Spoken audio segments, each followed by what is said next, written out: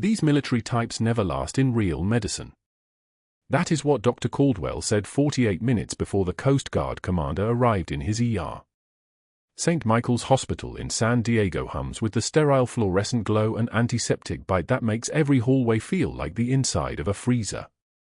The walls are institutional beige, the floors polished to a mirror shine that reflects the overhead lights like a runway. Brooke Sullivan moves through the ICU like a shadow, her scrubs crisp despite the 12-hour shift already underway, her gait efficient but marked by a barely perceptible limp in her left leg, the kind of limp that comes from shrapnel, from standing too close to an explosion, from a life lived in places where medicine happens without walls or electricity. She carries a clipboard and keeps her head down during the 6:16 a.m. morning briefing in Conference Room C, the one with the broken coffee maker and the wall calendar stuck on March. The briefing is routine. Census reports. Staffing updates. Bed assignments. The words blur together in that grey morning fog before coffee hits the bloodstream. Brooke sits in the third row from the back, her pen poised over her notepad, her posture the kind that makes her invisible, shoulders slightly forward, eyes on the clipboard, the universal signal of a person who has learned to occupy space without drawing attention. In her locker upstairs, locked behind two magnets and a picture of her 16-year-old son in his school uniform, sits a pair of worn combat boots from Ramadi. The leather is cracked. The soles are reinforced. The steel toe has a dent the size of a thumbnail. She touches them once before every shift, then locks the door. This morning she had run her thumb across the left boot's heel, where the initials GH are barely visible under 2 decades of dust and salt air. Ghost. That was the call sign. That was a different life. That was before the cover, before St. Michael's, before she learned to be invisible. Dr. Calvin Caldwell enters the briefing room at 6:53 a.m., and the air pressure changes. It is a subtle shift, but every person in that room feels it. His white coat is pressed to the point of appearing laminated. His tie is silk, Italian, the kind that costs $180. His hair is swept back with the precision of someone who has a standing appointment every 3 weeks, and his watch, a Rolex Submariner with a date window, catches the fluorescent light as he sets his briefcase on the podium. He is 56 years old and has been chief of medicine at St. Michael's for 15 years. In that time, he has built a network that runs through the hospital like electrical wiring, surgeons who owe him favors, board members who take his calls at midnight, nurses who know that a word from Caldwell can end a career before lunch. Power is his native language. Respect is something he demands, not earns. He announces to the assembled staff that he is taking $50 bets on how long the new military nurse will last. Week, tops, he says, his voice carrying the certainty of someone who has never been wrong. Former Navy. Came to us as a transfer from Joint Base San Diego Coronado. He makes quotes with his fingers, and the other physicians laugh on cue, the smooth, synchronized laughter of people who understand that their position in the hierarchy depends on laughing at the right moment. These military types, he continues, his eye scanning the room like searchlights, they don't understand real medicine. Combat triage is not the same as civilian critical care. They're trained to keep people alive on the battlefield. Not to heal them. Not to understand that there are limits, ethical boundaries, protocols. He smiles. It is not a kind smile. I give her a week before she realizes she's in over her head and quits. Brooke's jaw clenches for half a second. Just half a second. It is the kind of micro-expression that most people would miss, the kind that flashes across a face before the person even realizes they are reacting. Her hands stay steady on her pen. She does not look up. She does not meet his eyes. She writes nothing on her clipboard, just lets the pen hover over the blank page. The fluorescent lights buzz above her head with a sound like insects trapped in amber. Around her, the other nurses exchange glances. Some of them are new to the hospital, new to the staff politics.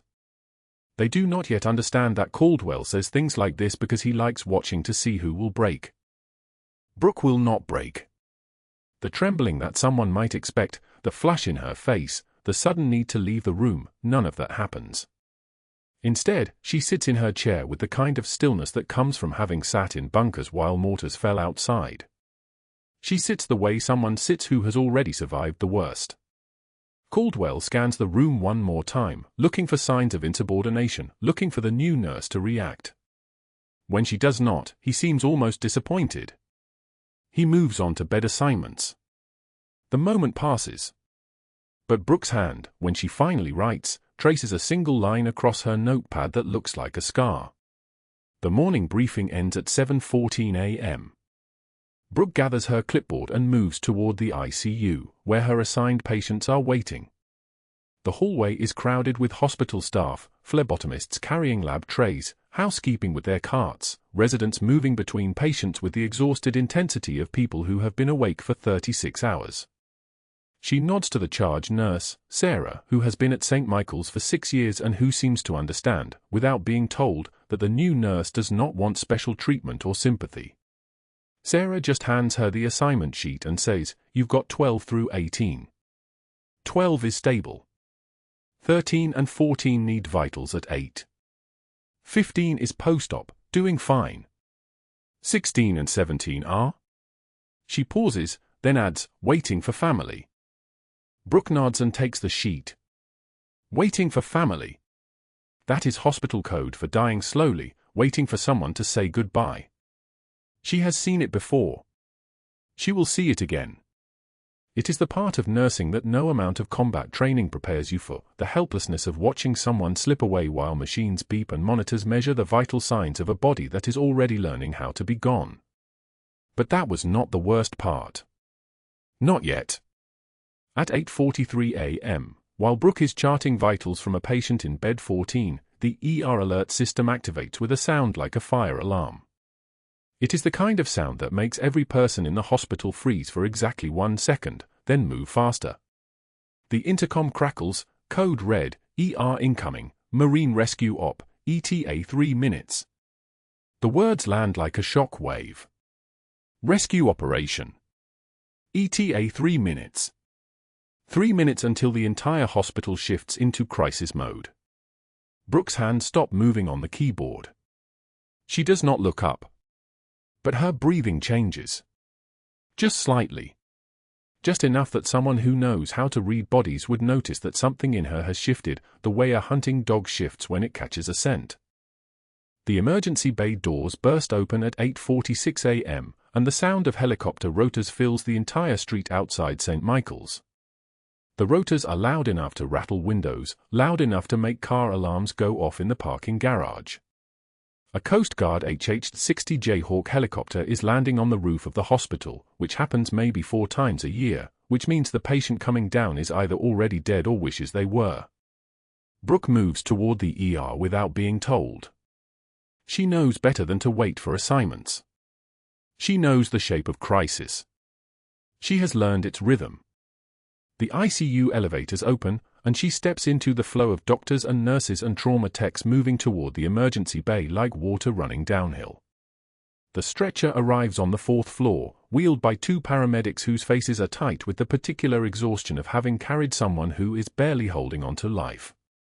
The patient is unconscious, wrapped in thermal blankets, with 2 full lines running and an oxygen mask fogging with each labored breath. His left side is wrapped in compression bandaging. His right leg is immobilized. There is blood on his uniform, which reads Nazari, U.S. Coast Guard, and the kind of damage that comes from being thrown against metal or rock or both. Dr. Caldwell appears, already barking orders. Trauma Bay 1. Get imaging. I want a CT chest, abdomen, pelvis stat. Orthopedic to assess the leg. Neuroconsult. He is moving fast, his hands already reaching for the chart, his voice carrying the authority of someone who has been chief of medicine long enough to believe that crises bend toward his will. But Brooke has stopped moving. She is standing in the hallway, her chart forgotten in her hands, and she is staring at the patient's face. The patient is unconscious, swollen with trauma, barely recognizable. But she is recognizing him anyway. She is watching his face and seeing through the swelling, through the 20 years, through the adult features, to the 6-year-old boy she pulled from the rubble in Ramadi on a day when the temperature was 127 degrees and the sound of explosions was coming from 3 directions. His name was Hassan then. She had no way to confirm it. The boy had been buried under concrete and rebar. She had pulled him free with her bare hands. His left arm had been broken in 3 places. His breathing was shallow. She had held him against her chest while the medevac bird landed, and she had whispered things to him in Arabic that she had learned at the Defense Language Institute. "You are safe now. You will live. Your family will find you." She had believed it then. She had needed to believe it. And now, 20 years later, Hassan Nazari, Commander Hassan Nazari, U.S. Coast Guard, was being wheeled through the hallway of St. Michael's Hospital in San Diego with a collapsed left lung, fractured ribs, internal bleeding, and injuries that made every doctor in the building shake their heads with the look that means, too much damage, too little time. She had no idea what was about to happen in the next 14 hours. She had no idea that Caldwell would call the shots that would end this man's life. She had no idea that she would have to choose between her career and the patient she had spent 20 years searching for without knowing she was searching. She had no idea that the choice would not be as hard as it should have been. But right now, in this moment, she watched the stretcher disappear into Trauma Bay 1, and she understood that everything, the invisible posture, the kept head-down strategy, the years of passing unnoticed through hallways, had been leading to this single, inevitable collision. She turned and walked back to the ICU. Her hands, when she picked up her pen again, were perfectly steady. The turkey sandwich hit the tile with a wet slap. The apple rolled across the cafeteria floor like it was running from something.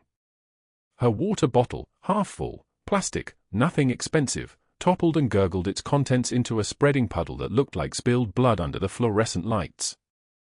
20 conversations stopped mid-sentence. Dr. Caldwell kept walking. His elbow hadn't even slowed. His white coat billowed behind him like he'd just stepped out of a magazine advertisement for surgeons who'd never actually touched a patient, and he didn't look back when he spoke. "Clean that up, sweetheart." The words landed soft and vicious, the kind of cruelty that smiled while it cut. Brooke was already moving. Her legs carried her down to one knee in a motion so fluid it looked rehearsed, though nothing about this was new. She'd cleaned worse than spilled lunch. She'd cleaned blood from her hands with sand and canteen water in the dark outside Ramadi. She'd cleaned wounds that shouldn't have healed but did anyway because some people's bodies refused to surrender even when surrender would have been mercy. Her hands gathered the pieces. Steady. No tremor. No hesitation. The sandwich went into one palm, the apple into the other, the bottle upright before it could roll further. 3 residents, young ones, still soft around the edges, still believing that surgery was about excellence and not about power, watched from the salad bar. One of them had the decency to look away. The other 2 didn't. They waited for something. A reaction. A flush across her cheekbones. A voice that cracked. Something human enough to laugh at. She stood. The plastic tray balanced in both hands. A small puddle remained on the tile, the water spreading like an apology nobody asked for. She didn't ask for paper towels. Didn't ask for help. She simply turned and walked to the trash, dropped the ruined lunch, and continued toward the supply closet with the same pace as before, neither faster nor slower, neither defeated nor defiant. Just a nurse doing what nurses do, which is clean up after everyone else. The next day she was pulling charts from the rack outside ICU Bay 7 when his voice cut the air like a scalpel. "Excuse me." Brooke turned. Dr. Caldwell stood 4 feet away with a patient file in his hand, and the expression on his face said he'd been waiting for this moment. The chart sailed through the air in a perfect arc, not aggressive, just precise, and landed at her feet. The papers scattered. Some skidded under the medication cart. One fluttered near the sink. It was theater. It was calculated. 3 residents rounded the corner at exactly the right time. 2 nurses paused at the station. The hallway held its breath. "Pick that up." His voice had that same knife edge, but colder now. Bored. Maybe they taught you to follow orders in whatever branch took you, but apparently not how to file a chart correctly. He smiled. The smile was the worst part. The smile said he knew something nobody else did, and the knowing made him untouchable. Unless they were too busy teaching you to run away. Brooke lowered herself to one knee again. Her scrubs bent at the crease. Her hands moved, no jerking, no rage barely contained, and she began collecting the scattered pages. One by one. In order. Her fingers moved with the precision of someone who'd done field medicine under mortar fire, who'd sorted supplies in the dark with only radio static for light, who understood that control was the only currency that mattered in rooms where people decided whether you lived or died. A resident, the smirking one, made a sound that might have been a laugh, then caught himself. The other residents shifted their weight. Nobody helped. Nobody spoke. She hadn't asked them to. She hadn't asked for anything at all. The file reassembled itself in her hands. The pages aligned. She stood, held it against her chest, and continued toward her patient's room as if Dr. Caldwell existed in a completely different hospital, as if he'd said nothing at all, as if his words had arrived and departed like weather, noted but not argued with, present but not consequential. She didn't flinch. She didn't blink. She moved. That night, alone in her apartment in a quiet neighborhood 3 blocks from the hospital, Brooke sat on the bathroom floor with her closet door open. The apartment was small, 1 bedroom, kitchen with dated appliances, living room that faced the street. She rented. She'd never bothered to hang pictures or arrange the furniture with any sense of permanence. Permanence was a luxury for people who weren't living under false names, carrying false credentials, pretending to be something they'd stopped being 20 years ago. Her closet held 3 uniforms, all standard hospital issue, 3 pairs of scrub pants, 1 pair of jeans, 2 plain t-shirts, and on the floor in the back corner, wrapped in a clear plastic bin, the pair of combat boots from Ramadi. She pulled the bin out and opened it. The boots emerged like artifacts from an archaeological dig. Desert tan leather, worn pale in places, darker in others. Laces that had been knotted and reknotted 100 times. Soles that had walked through rubble and blood and the particular dust of a place that had been burning for 8 years straight. The leather smelled like old sweat and sun-baked earth, like memory made physical, like everything she'd promised herself she'd forget. She held 1 boot in her lap and stared at it for a long time. No thoughts came. Thoughts were a luxury she wasn't allowing herself. This wasn't about thinking. This was about remembering, which was different. Remembering meant feeling, and feeling meant she'd have to make decisions about what happened next, and she wasn't ready to make decisions because the young man in ICU bed 12 was impossible. He was a ghost. He was a 6-year-old named Hassan Nazari who'd been trapped under concrete in Jolan district when a building came down, who'd been crying and trapped and out of reach until her hands found him and pulled, who'd looked up at her with eyes that held all the fear a child's face could hold. She'd carried him through 12 miles of contested territory. She'd moved at night. She'd avoided checkpoints. She'd moved like something more animal than human, because human soldiers made mistakes and felt pain, and she was neither of those things. Not in Ramadi. Not in the dark. Not when someone's life weighed against your bones. She delivered him to the evac point at 0400 hours on a Tuesday. She'd handed him to a field medic and turned away without looking back because looking back meant admitting you cared about whether a 6-year-old lived or died, and soldiers didn't admit that. Soldiers moved forward. That 6-year-old was now a Coast Guard commander with multiple trauma injuries and a heart that was failing, lying 20 floors below her apartment in a hospital bed that might as well be a tomb. She set the boot back in the bin and closed the lid. The plastic sealed shut with a whisper. She shoved the bin back into the corner of the closet where it belonged, in the dark, where things belonged when you couldn't afford to look at them anymore. The bathroom light hummed, a sound like a fluorescent bulb dying slow and steady. Outside, rain had started. It tapped against the window with the rhythm of a heartbeat, or maybe the rhythm of Doppler radar on a military helicopter, or maybe just rain being rain in San Diego in the evening, indifferent to whoever was sitting on a bathroom floor trying to remember how to be invisible. She didn't sleep that night. She sat on the edge of her bed and watched the city lights reflect off the wet street until her shift started again, until she could go back to St. Michael's and become something small and forgettable again, until the weight of who she used to be could be buried deep enough that nobody would think to look. The morning briefing felt distant now, something that happened to someone else. Brooke moved through the hospital corridors like she was watching herself from 3 rooms away, perfectly professional, perfectly forgettable, the kind of nurse doctors spoke past instead of to. By 11 p.m., when the first attending physician entered ICU bed 12, she was already gone in all the ways that mattered. She stood at the corner of the station, reviewing charts that she'd already memorized, listening to the doctors do what doctors do when they'd already decided a patient was already dead. Dr. Reeves went in first. 43 minutes. He came out with his jacket already buttoned, his phone already in his hand. Massive internal hemorrhage, he said to no one in particular, his voice carrying the tone of a man checking off a box. Pericardial effusion. Multiple organ failure. He's got maybe 4 to 6 hours if we intervene surgically. Maybe 12 if he doesn't. The words fell like stones. I'm recommending comfort care.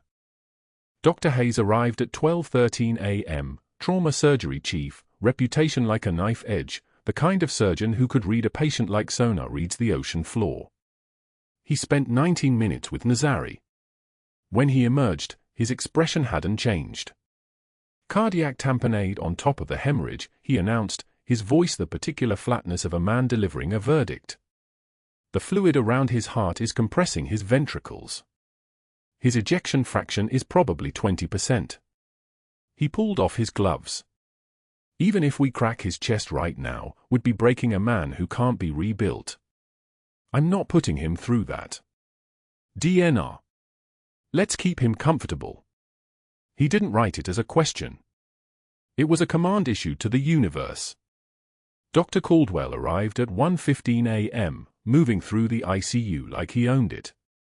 Brooke watched from her position at the nurse's station, her eyes tracking his movements the way she'd once tracked dust clouds on the horizon in Fallujah, cataloging threat assessment, calculating angles, staying very still. He spent 8 minutes with Nazari. Commander Nazari's oxygen sat at 71%. His blood pressure had been drifting down for the last hour like a boat cut loose from its moorings. His heart rate climbed in response, fighting a battle his body was losing in real time. Caldwell pulled the chart from its slot with the casual violence of a man used to being obeyed. DNR, he said aloud, signing his name with the aggressive precision of someone making a statement. Write it. Get it witnessed.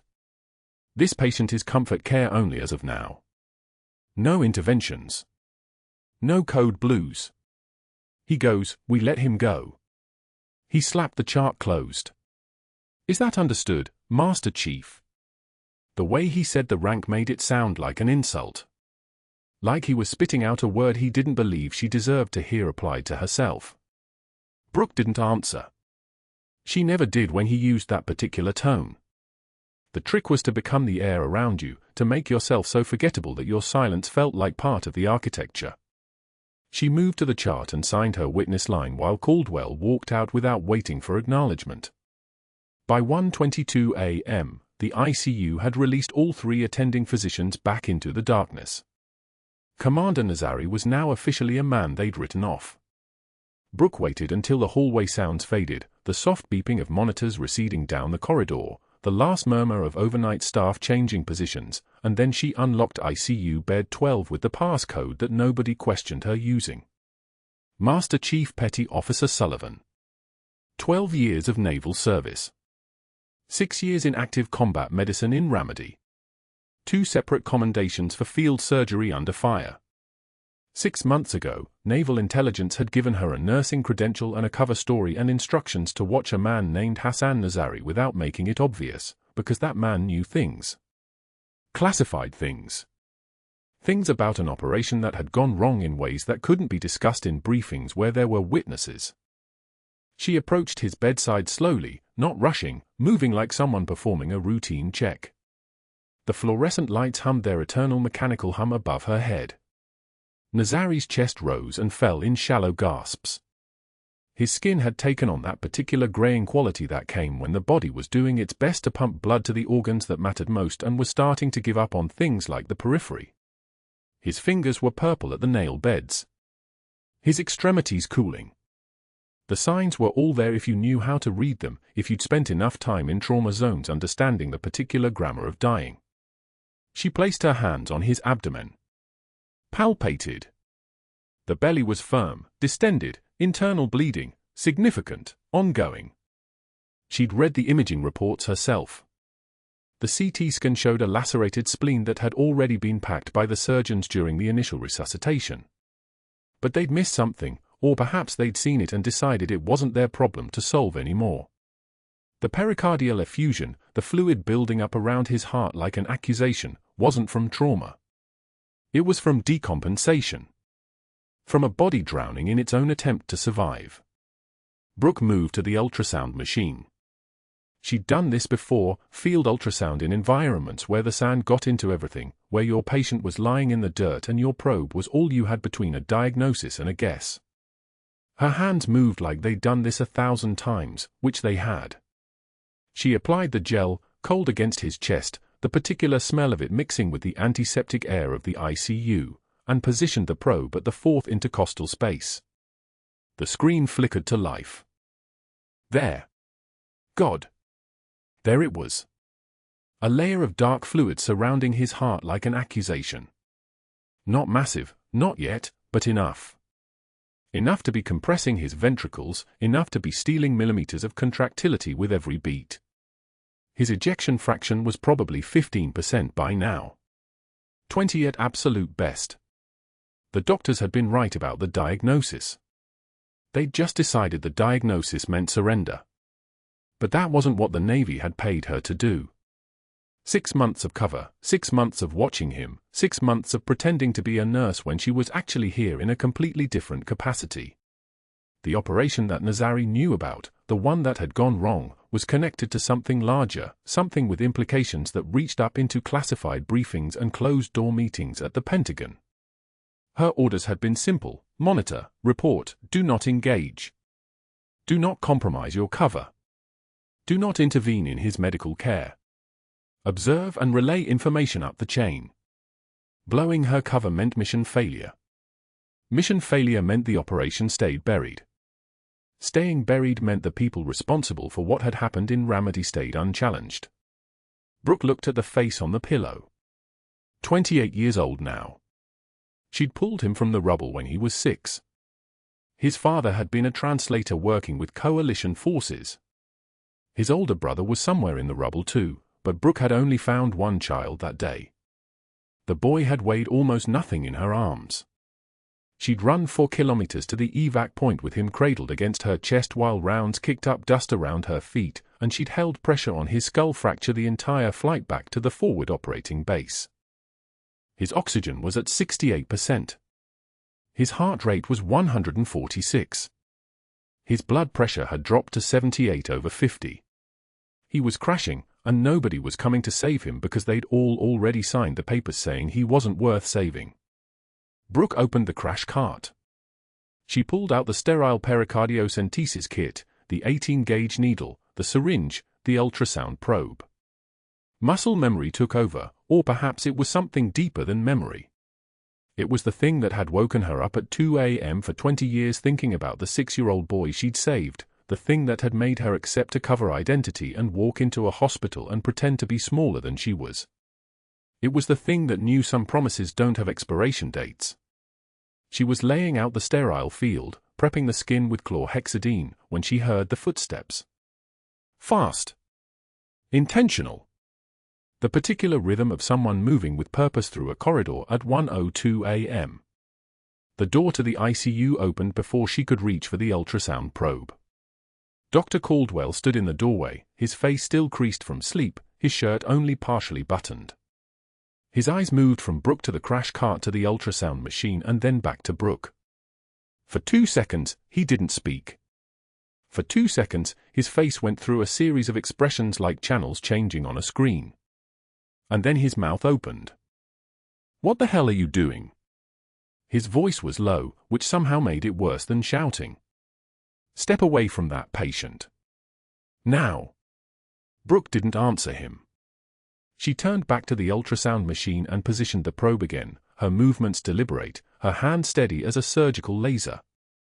She could feel him in the doorway, could feel the moment his shock transformed into something else. Something hotter. "I'm talking to you," he said. He started walking toward her. "I gave you a direct order. Step away from that patient." She opened the sterile pericardiocentesis kit, selected the 18-gauge needle, prepped the syringe. "You perform that procedure, you're finished. I will have your license and your career." The fluorescent lights hummed. The ventilator wheezed. Nazari's heart monitor beeped its steady, slowing rhythm. Brooke didn't flinch. She didn't hesitate.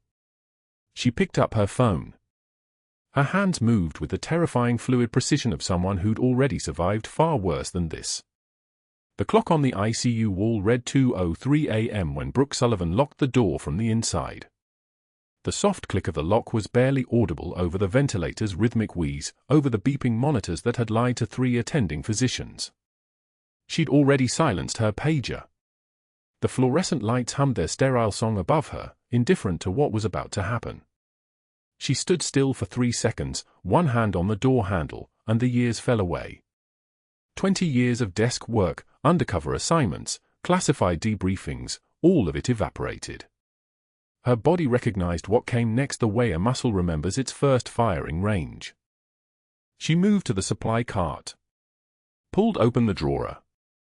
Everything was already there because she'd prepared it 2 hours ago, back when the attending physicians were still arguing about whether Nazari was worth the effort. Sterile drapes. Betadine. A 14-gauge needle. Syringes. The medication cart had exactly what she needed, 3 milligrams of midazolam, a dose small enough that no one would catch it on the fall log. Her hands found everything without hesitation. No wasted motion. No trembling. Just the precise, economical movements of someone who'd administered field medicine in a combat hospital outside Fallujah while mortars impacted 300 meters away. Cardiac tamponade doesn't wait. The pericardium, the sac around the heart, was filling with blood from Nazari's internal injuries. Each milliliter of fluid compressed his heart further, squeezing the chambers, choking off the chambers, preventing them from filling with blood. The pressure inside was rising. His blood pressure was dropping. His heart rate was compensating, beating faster and faster, a fist inside a fist, racing toward arrest. She had maybe an hour before the tamponade became irreversible. After that, even the best trauma surgeon in the world couldn't bring him back. She positioned him carefully, tilting the bed 30 degrees so his left side was elevated. The movement was gentle, his body was brittle with trauma, fragile as old paper. She painted his skin with betadine in a wide circle below his left nipple, the antiseptic orange spreading across his ribs. The smell of it, sharp, chemical, familiar, carried her back to 2004. To the surgical tent where she'd done this exact procedure on a boy with shrapnel embedded in his chest cavity. She'd been 32 years old then. A different uniform. A different name in the official records. She found the needle with her fingertips. Located the anatomical landmarks. The 5th intercostal space, the midclavicular line. She'd done this 300 times in her military career. The needle was small and silver, the kind that felt weightless until you understood what it could do. She steadied her breathing. Not because she was afraid. Because fear was information, and information required a slow pulse. She pressed the needle through the skin. Through the fascia. Through the thin muscular wall of the intercostal space. The puncture into the pericardial sac had a specific resistance, a sudden give, like breaking through a thin membrane. She felt it. Knew immediately she was in the right place. She withdrew the syringe and watched as blood immediately filled the cavity, dark and thick and unmistakable. 60 milliliters came out. Then 80. Then 120. The blood had been compressing Nazari's heart, strangling it, and now it was gone. On the monitor, his oxygen saturation began to climb. 68, 74, 82, 87. His blood pressure stabilized. The heart rate dropped from the dangerous tachycardia of an organ fighting for survival back down to something almost normal. She secured the needle with a piece of tape, left a small drain in place, and stepped back. Nazari's eyes fluttered open for 3 seconds, unseeing, unconscious, but alive. Then his eyelids closed again and he drifted back into the absence. The entire procedure had taken 11 minutes. Her hands were steady. Her pulse was 62 beats per minute. She could have been playing chess. She could have been doing crossword puzzles. She could have been anywhere other than locked in an ICU with a patient she'd saved once before and sworn to protect again, violating every protocol her profession had ever created. She disposed of the needle in the sharps container. Removed her gloves. Documented nothing. The heart monitor beeped its steady, normal rhythm, and the monitor showed sinus rhythm, a regular pattern that meant he would live. At 3:11 a.m., she heard the keycard slide into the lock from outside. Dr. Caldwell's face went white when he saw her. For one moment his mouth opened and closed without sound, a fish on dry land. His eyes went to Nazari. To the monitors showing stable vitals. To the fresh betadine stain on the patient's chest. To the bloody gauze in the biohazard container. To Brooke, standing beside the bed with the composure of someone who'd just ordered a coffee. "What have you done?" His voice was barely a whisper. Brooke didn't answer. She simply moved past him toward the door, her movements efficient, her face blank. She'd known this moment was coming. The only surprise was how predictable it felt. Caldwell didn't try to stop her physically. Instead, he pulled out his phone and his fingers moved with the efficiency of a man who'd been waiting for exactly this excuse. He called the hospital board president at home. Brooke heard the phone ring through the line, heard the angry voice asking who was calling at 3:15 a.m. Caldwell spoke with a calm that was almost worse than yelling. "Sir, we have a critical situation. One of our nurses has performed an unauthorized surgical procedure on a patient with an active DNR order. I have witnesses. I have documentation. She needs to be removed from the building immediately." The board president's response was inaudible, but his anger was not. Caldwell called next to St. Michael's nursing director. Then to Brooke's old nursing school at UC San Diego. He didn't yell at them either. He was precise. Professional. He stated facts like weapons. "I need her personnel file immediately. I need to know if she has any history of unauthorized procedures. I need to know if there were any incidents that caused her to leave her previous position."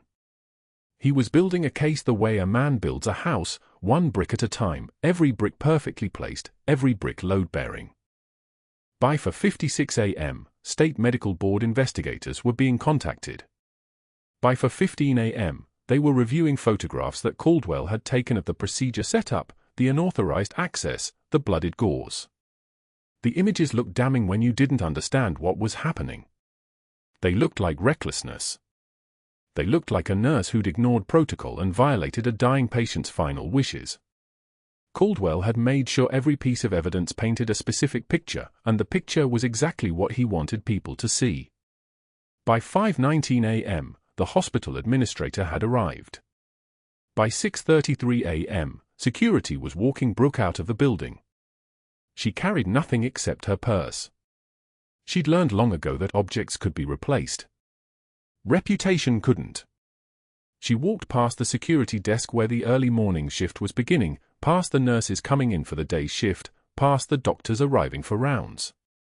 She walked past Caldwell, who stood in the main lobby with his arms crossed and that small, satisfied smile on his face, explaining to arriving staff that she'd been terminated for gross negligence and practicing beyond her scope. She disregarded an explicit DNR order, he was saying, his voice carrying across the lobby like he was broadcasting to the entire San Diego medical community. She performed a surgical procedure without authorization. She put this hospital at legal and medical risk. 3 residents stopped to listen. A pair of attending physicians slowed their pace. The narrative was being written in real time, and Caldwell was the one holding the pen. Brooke didn't look at him. She kept walking. The glass doors slid open and the San Diego dawn hit her face, cool, gray, indifferent. She'd been fired. Her cover was blown. Her naval intelligence assignment was over. The mission that had brought her to St. Michael's 6 months ago, to quietly monitor a man with classified information, had just imploded. Command would be furious. There would be consequences. There would be debriefings and reviews and explanations that no one would accept because the truth wasn't something you could defend in writing. She sat in her car in the parking garage for 40 minutes, hands on the steering wheel, engine dead. Her phone buzzed 14 times. Naval intelligence calling. Command wanting explanations. Her handler sending messages that escalated from curious to angry to something that looked like desperation in text form. She didn't answer any of them. What could she say? That she'd sacrificed her cover to save a man who'd already been written off? That the mission didn't matter anymore because the patient mattered more? That some things transcended orders? At 7:32 a.m. she started the car. At 7:34 a.m. she pulled out of the garage. At 10:36 a.m., the hospital board would convene an emergency meeting to address what the news was already calling a scandal. The headlines were writing themselves. Nurse disregards DNR, performs unauthorized procedure. The hospital would need to explain how this happened. How security failed. How a nurse was able to lock herself in an ICU room and perform a surgical procedure in the dark. But that wasn't the worst part. The worst part was that at 6:15 a.m., while Caldwell was still standing in the lobby explaining why Brooke was a menace to medicine, Commander Nazari opened his eyes. He looked at the monitors. He understood, with the clarity of a man who'd survived combat, that someone had saved his life. And the nurses who came in for the morning shift found him conscious and asking questions, most notably, asking for the dark-haired nurse who'd been assigned to his care. The nurse with the steady hands. The nurse who disappeared at dawn. Nazari was already pulling out his fall line. Security escorts Brooke from St. Michael's at dawn while cameras roll outside the main entrance. The November air cuts sharp against her scrubs as 2 guards flank her toward the parking garage, their radios crackling static. Behind them, Dr. Caldwell stands in the lobby entrance, arms crossed, already explaining to arriving staff that she's been terminated for gross negligence and practicing beyond her scope. His voice carries the confidence of a man who believes the narrative he's constructed will hold.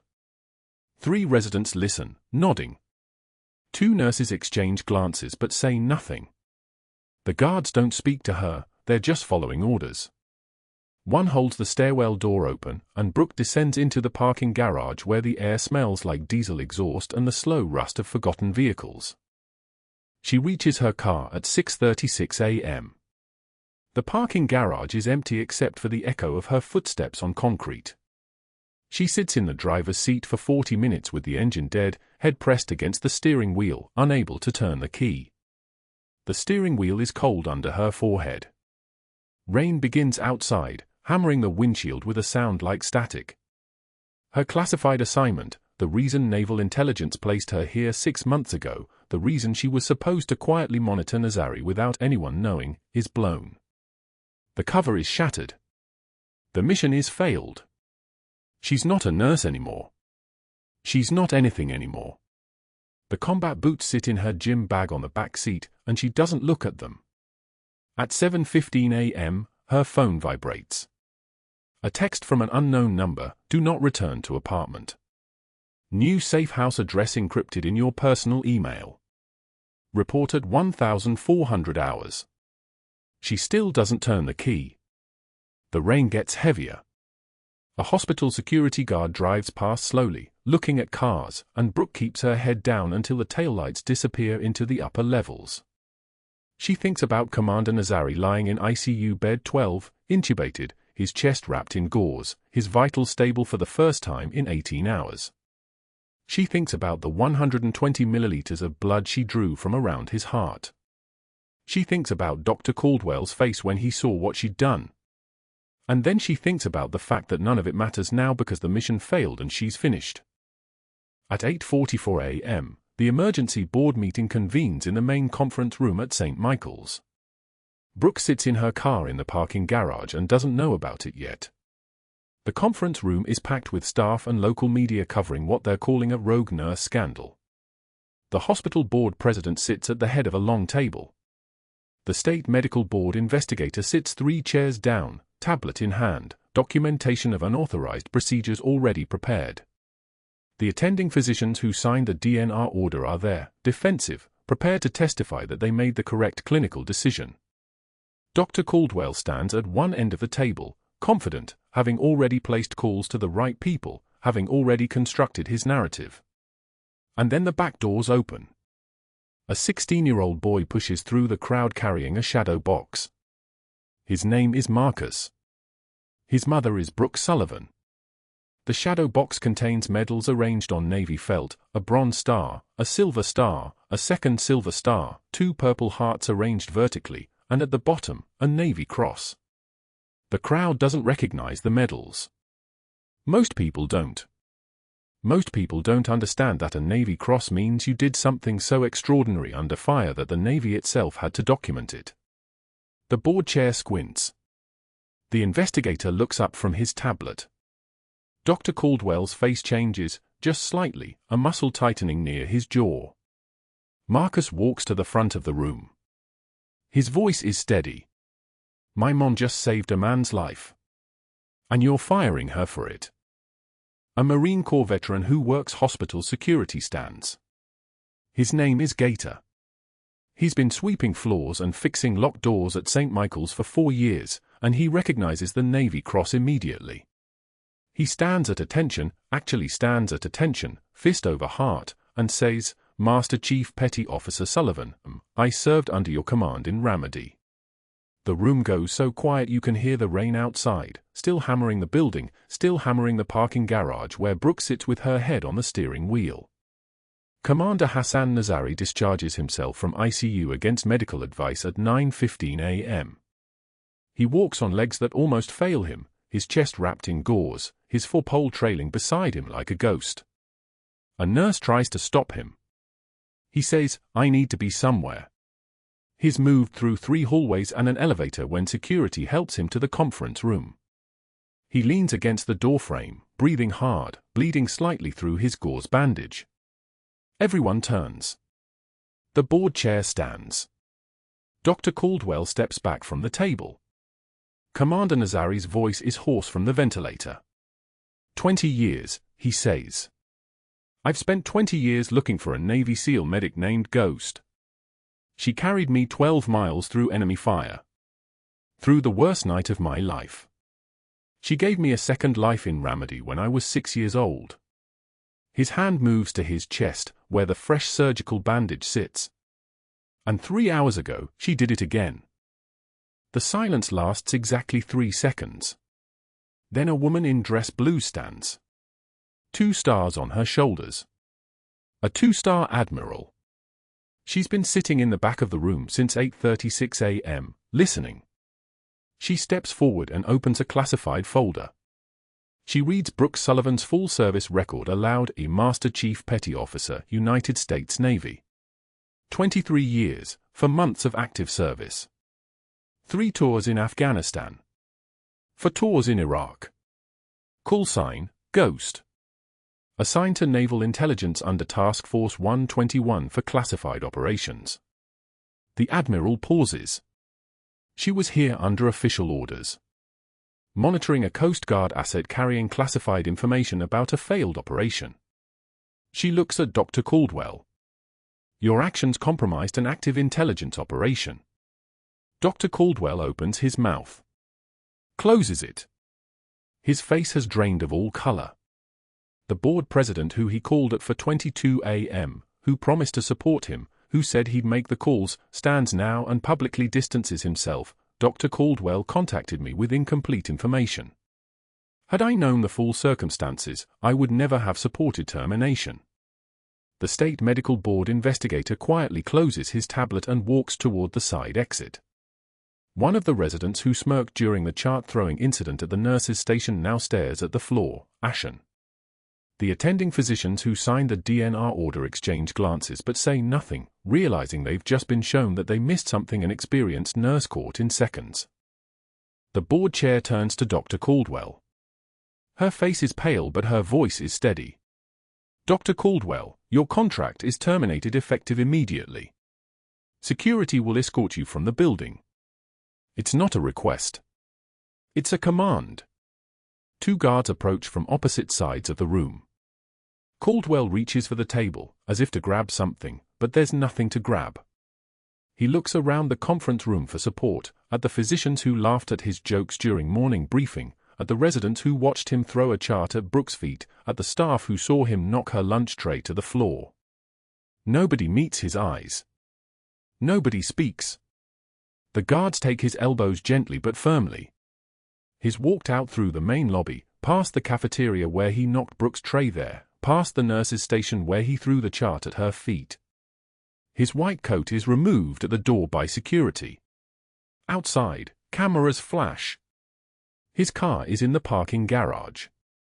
Somewhere below, Brooke sits with her head on the steering wheel, still not knowing any of this happened. At 1:44 p.m., she finally turns the key. The engine starts. She drives out of the parking garage and into rain so heavy it sounds like the world is breaking apart. Her phone buzzes again, encrypted safe house coordinates. She enters them into her GPS without reading them. Her hands on the steering wheel are steady. Her eyes in the rearview mirror are clear. The hospital disappears behind her. Dr. Caldwell's narrative is already crumbling in that conference room. The board chair is reading a prepared statement to media about institutional failures and inadequate oversight. The admiral is making calls to her superior about intelligence compartmentalization. And Brooke drives north toward San Diego, toward a safe house she's never seen, toward a mission that failed but a patient she saved. 6 months later, everything has changed. At a strip mall in a neighborhood nobody special in a city nobody remembers, a CPR instructor named Dr. Caldwell teaches a community college class to 7 bored students, 3 of whom are on their phones. His voice is hoarse. His posture is diminished. His paycheck is minimum wage plus benefits that don't cover much. He teaches compressions and rescue breathing to teenagers who are there because a summer job requirement forces them. He used to be a chief of medicine. He used to have a network. He used to knock trays off tables and throw charts at people and get away with it. Now he teaches CPR in a room that smells like old carpet and fluorescent hum. The students don't know his history. They don't know he was fired. They just see a man in khakis trying to explain the compressions to breaths ratio to kids who don't care. One student raises her hand. How many compressions? Caldwell says, 100 per minute. She goes back to her phone. At the Pentagon, marble halls and flags and cameras converge on a ceremony that matters. Brooke Sullivan stands in her Coast Guard dress uniform. She accepted a commission transfer, a formal appointment as a liaison officer between Naval Intelligence and Coast Guard operations. Her uniform is pressed. Her medals are arranged on her chest in ascending order. Bronze Star. Silver Star. 2 Purple Hearts. Navy Cross. She stands still while a commanding officer reads her new citation aloud. Commander Nazari stands beside her in full dress blues, recovered, promoted to captain, his chest also bearing medals from 23 years of service. Brooke reaches for the medal on the table, a new one, a commendation medal for actions taken during a classified operation, and pins it to his chest. Her hands are steady. Her face shows nothing. Behind them, in a glass display case, sit her old combat boots from Ramadi, polished to a mirror shine, preserved under fluorescent lights like a treasure. A plaque beneath them reads, Master Chief Petty Officer Brooke Sullivan, USN, Ret, call sign, Ghost. Ramadi, Iraq, 2004. St. Michael's Medical Center, San Diego, 2024. Honoring service above self and courage in darkness. Her son sits in the front row in a salute, beaming. The 2-star admiral who read her service record approaches after the ceremony. You failed the mission but saved the asset. Naval Intelligence considers that a win. Brooke nods once, acknowledging the truth. The mission was never about the mission. It was always about the boy.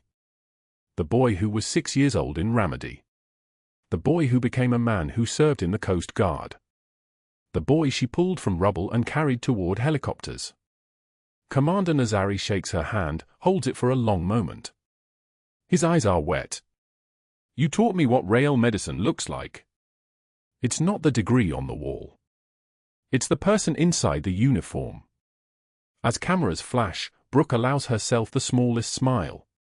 It's barely visible, but it's there. Walking out, her son asks if she's okay. She looks back at the combat boots in their case, at the plaque, at the marble halls of the Pentagon. True class is what you do when the lights go out, she says. I'm good. Marcus takes her hand as they walk toward the exit where rain is beginning to fall again. Outside, the world moves on. Dr. Caldwell teaches CPR to bored students. Brooke Sullivan walks into the rain wearing her uniform. And somewhere in San Diego, St. Michael's Medical Center continues its morning briefings without a chief of medicine who used to knock trays off tables. If this story resonates with you, if you've ever been underestimated by someone who didn't know your true value, please subscribe, like, and let us know in the comments. Have you ever judged someone only to find out you were completely, utterly wrong? Your stories matter. Share them with us.